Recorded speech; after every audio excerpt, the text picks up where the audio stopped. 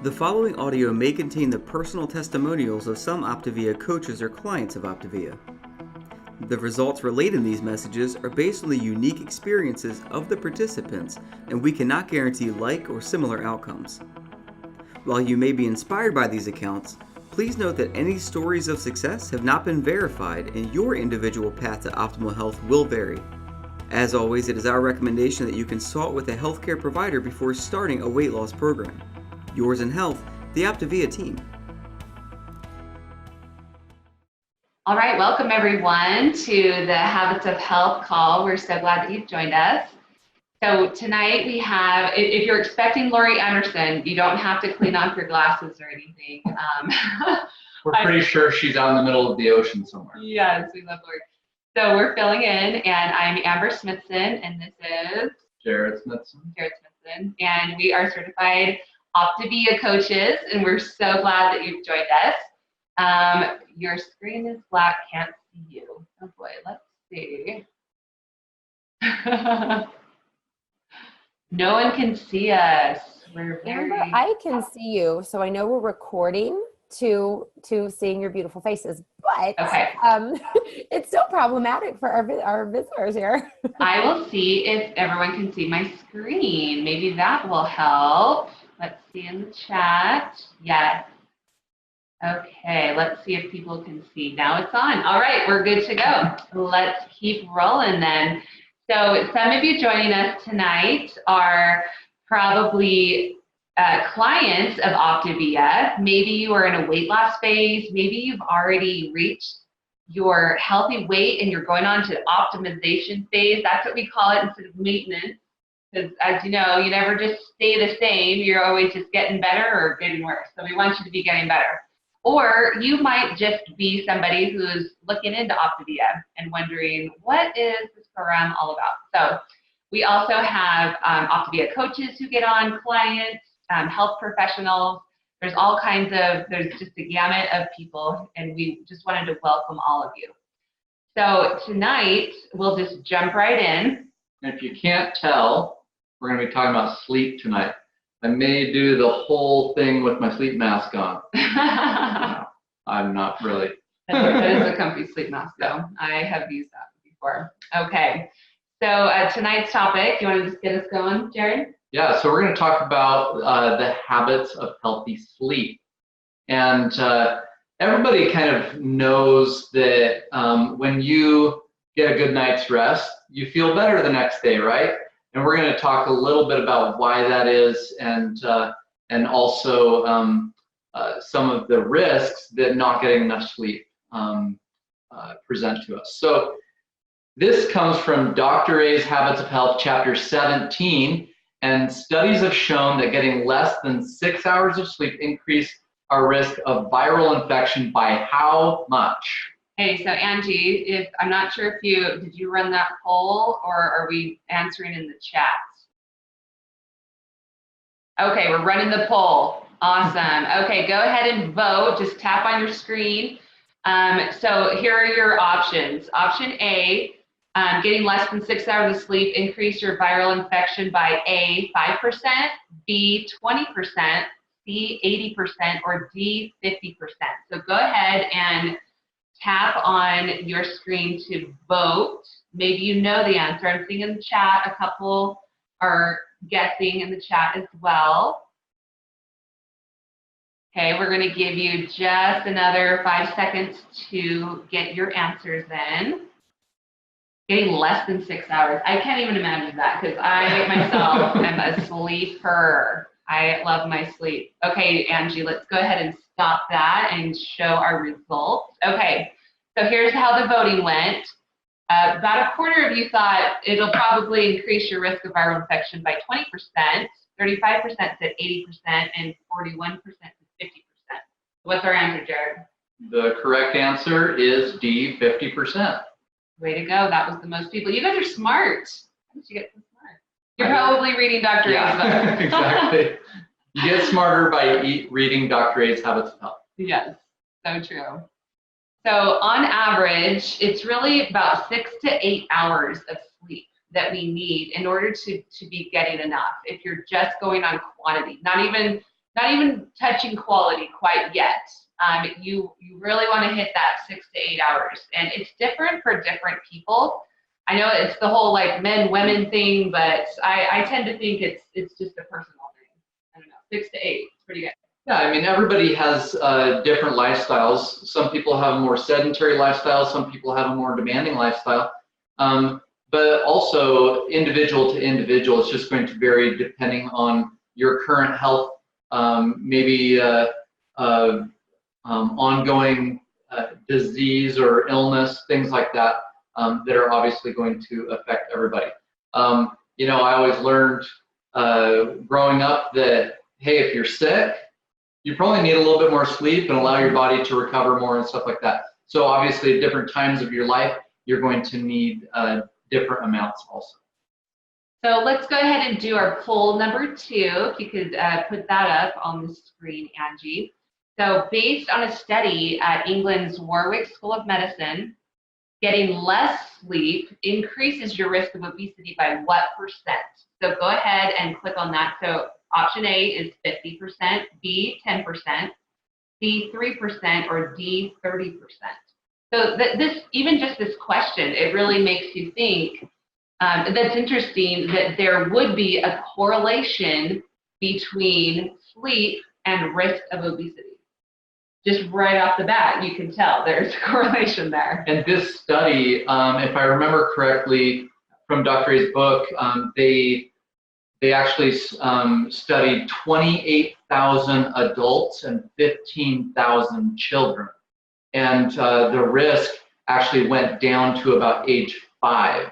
Yeah. So that's really significant that even kids are getting too little sleep sometimes. I mean, I know that every single night, especially right now during holiday break for the kids, every night it's like, go to bed. Yeah, They're definitely. playing ping pong until 2 o'clock in the morning. I know. Okay, Angie, let's go ahead and stop this poll and get those results put up.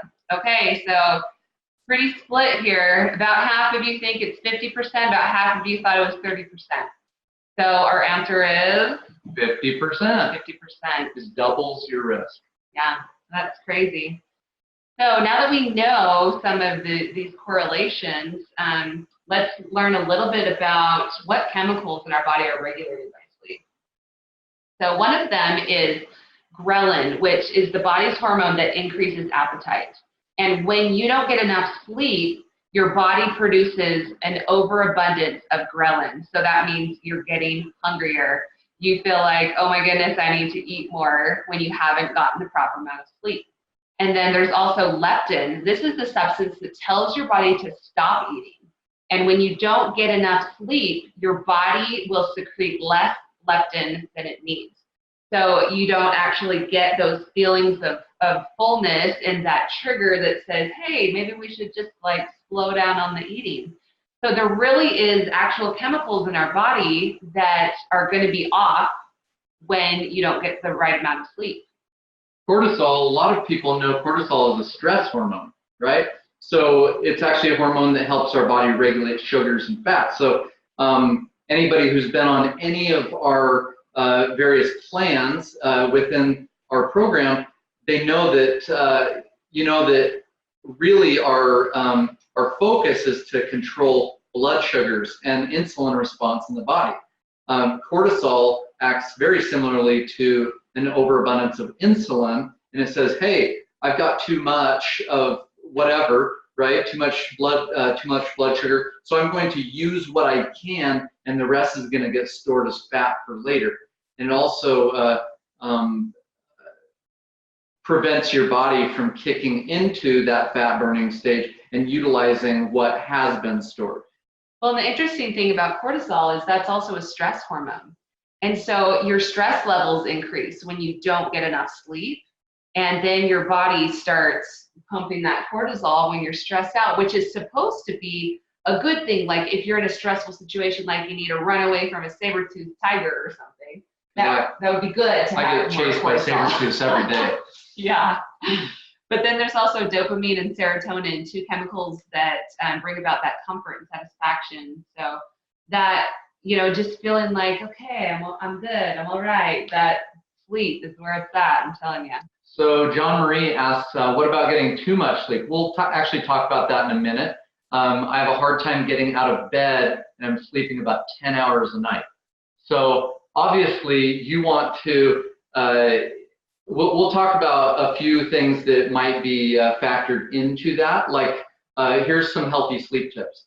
Do you, and in chapter 17 of Dr. A's Habits of Health, one of the, we've been coaching people for almost 9 years. And one of the things that I've found in my experience is that one of the most important things with sleep habits is determining what your chronotype is. Are you a lark or an owl? If you're an owl that's trying to be a lark and your body is fighting against that. So, and of course, we're not always in control of that. We're somewhat, that's somewhat dictated by jobs, by family, kids, things like that. And more the reason to look into becoming a health coach, because then you have more time freedom, flexibility with that schedule. Yeah, because a lot of times I think people will, they almost feel like they're at the mercy of their schedules, but really what Dr. A tries to really hit home in the Habits of Health book is creating the life that you want. You know, having your life revolve around what matters most to you. And if sleep is something that you're wanting to improve, then really just creating that life, you know, does that mean that maybe you have to look at your job, or does that mean you have to look at what your habits are with watching TV, or, you know, when do you work, when does your chronotype support? If you are an owl and you are working a swing shift, it would probably be great for you. If you're a lark and you're working a swing shift, you probably feel like you're going to die all the time. Yeah, so understanding whether you're a lark or an owl, adjusting your chronotype, and then also, let's go back to the screen so people have a visual of what we're looking at.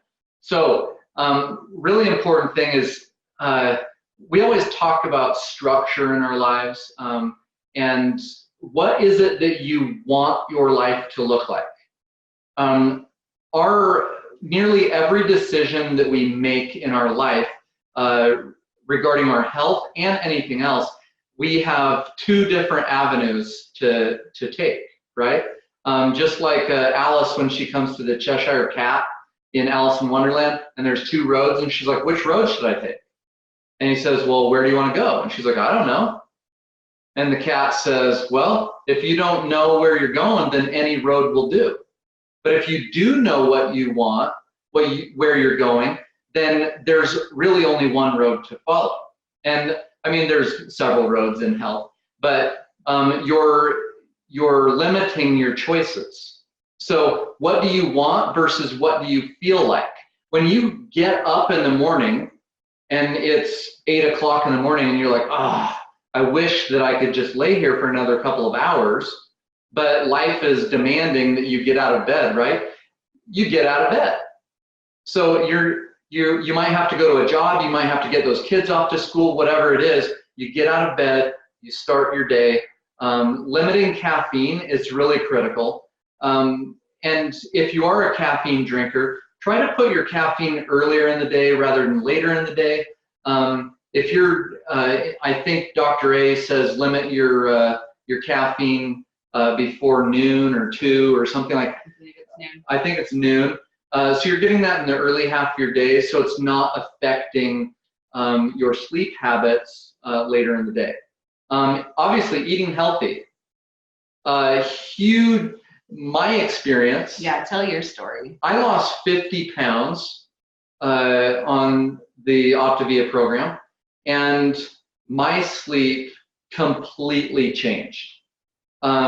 I rarely got a good night's sleep. I woke up with aches and pains, and I wasn't really aware of the snoring, but she was. I wasn't getting very good sleep because of it. Well, and so it's going to losing that weight and getting to a healthy BMI is going to certainly help your body function properly, and getting that inflammation out of my body that existed before I got down to that healthy weight was critical for me to have those healthy sleep habits. Yeah, you can reference chapter 19 in Dr. Ray's Habits of Health book about inflammation. But it's a huge factor for, I mean, the inflammation in your neck, for snoring, sleep apnea, all kinds of things that way. I spoke to a sleep specialist here in Utah a few years back, and he said that in his practice that approximately 90% of sleep disorders were attributed to inflammation in the body. So when he told me that, I was extremely glad and proud of the fact that I had gotten to a healthy BMI and I was feeling better. So eating healthy, say no to naps, even though in the afternoon you might want to take that nap so badly, and you sit down, you can barely keep your eyes open. Get up, move around, stay active during that period of day, and then with the intent that you're going to go have a bedtime that's a little bit earlier. Try to adjust that bedtime schedule so that you aren't in need of those naps every day. Well, and also Dr. Ray points out that if you do need a nap, it's better to power nap. And what that means is it's a 3 to 5 minute nap, like actually setting an alarm, which is not very long. But if you allow yourself to get past that 5 minutes, you're going to be getting into the stages of sleep. Stage 1 is the light sleep. Stage 2 is where your brain waves slow down, and it's it's just starting to get into those. And if you interrupt that before you can have that full 90-minute cycle, it's actually more detrimental to how you feel. You'll actually feel more tired from taking a nap than if you just did that 3 to 5 minute power nap. Well, I just say no to naps because 3 to 5 minute nap, that's just like teasing you. So I just say no to the naps. Some of the other good tips are to decrease your stimulation around bedtime. So this would be things like, these screens, the blue light really tends to disrupt. Are you on your phone up until the last minute right before bed? Or are you putting your phone to bed an hour before you go to bed? And it says eliminate phone use. That doesn't mean you can't use your phone ever during the day, but just that last hour before bed. Obviously, minimize liquid intake. Well, especially going back to electronics, especially the scrolling and looking through Facebook and social media and web browsing and stuff like that, where it's constant. If you're calling your kids to make sure that they're going to get home safely and stuff, that's okay to make that phone call and stuff. But minimize the blue light and lots of browsing and things like that. Right, and even though we really push water drinking and hydration in this program, right, we're trying to get our adequate ounces. Here's, I make fun of my husband because this is his kettlebell of water. How many ounces is this? 64. 64. He drinks like 3 of those a day. But you know why, right? Not too late, guys. Not too late on the water drinking. And some other last tips here is avoiding exercise 2 hours before bed. And this is probably most people, that if they exercise right before bed, it's going to be a little harder to fall asleep. There's those few that it actually helps them, but most people need to avoid it 2 hours before. Let's be honest here. I used to say that exercise helped me fall asleep and stuff. It didn't.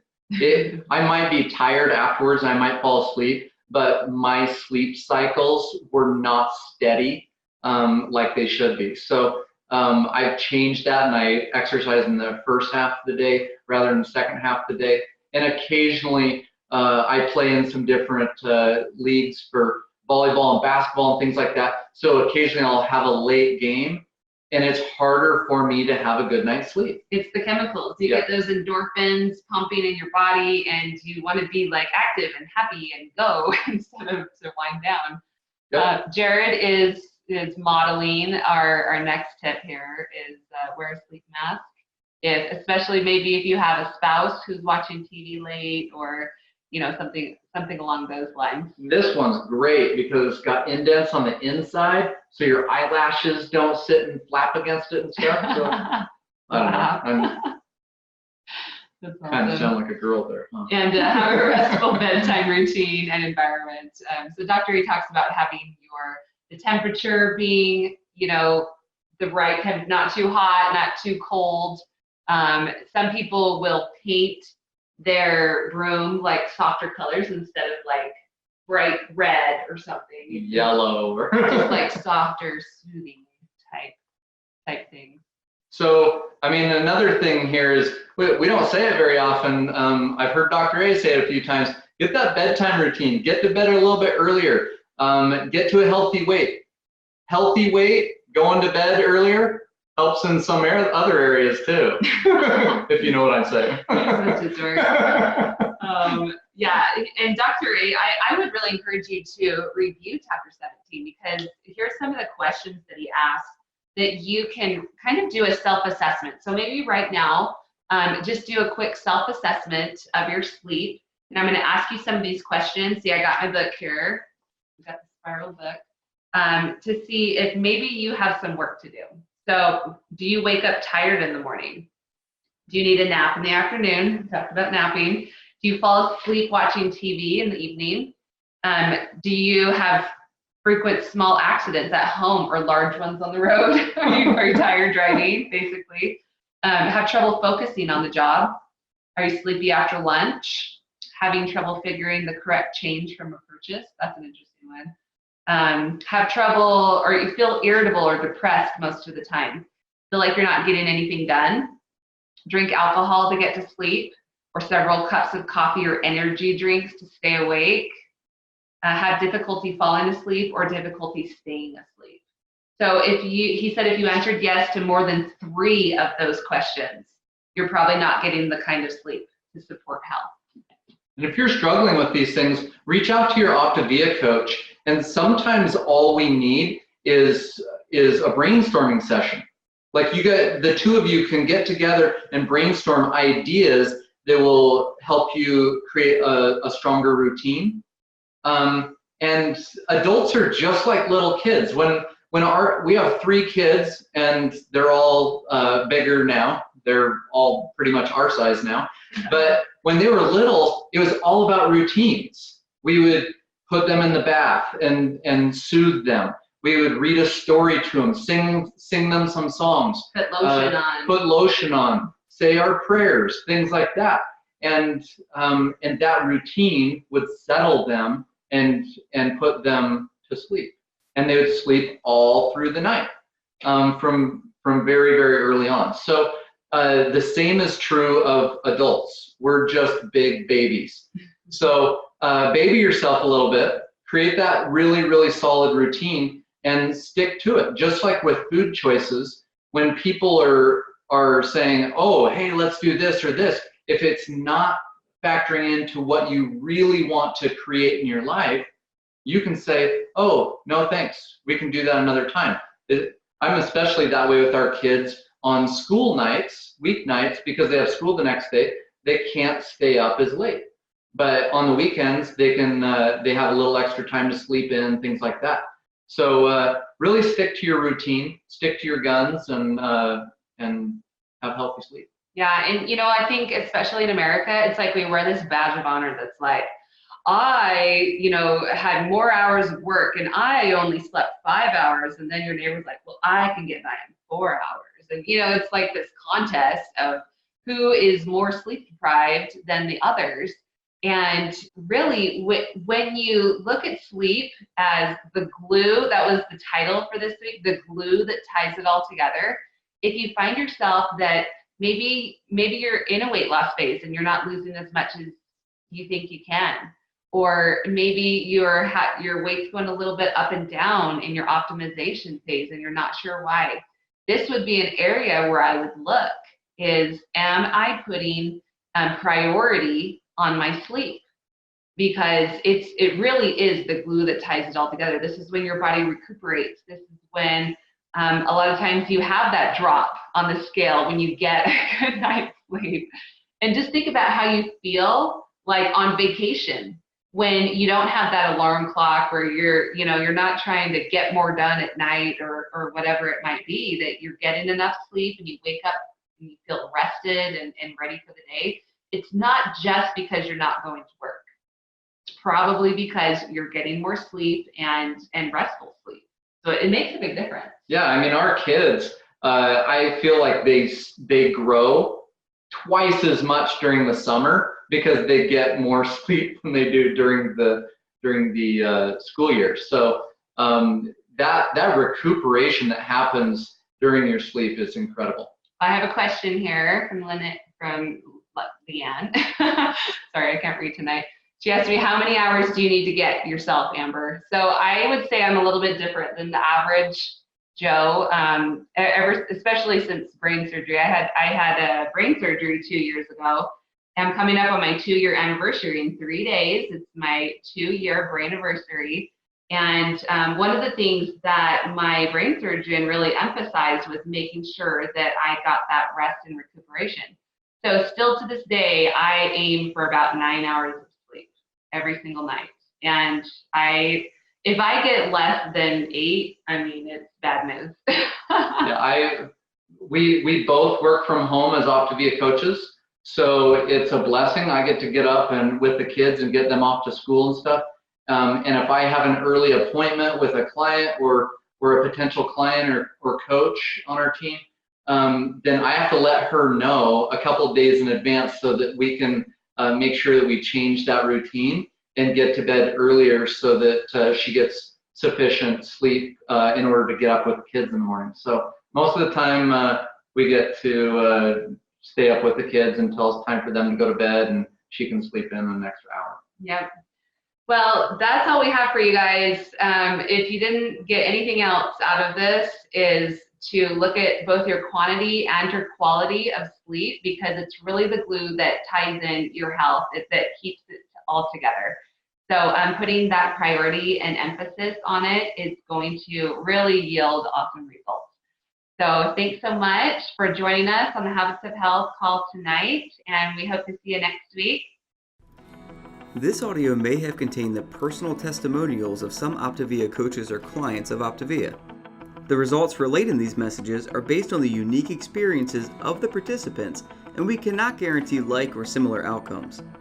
While you may be inspired by these accounts, please note that any stories of success have not been verified, and your individual path to optimal health will vary. As always, it is our recommendation that you consult with a healthcare provider before starting a weight loss program.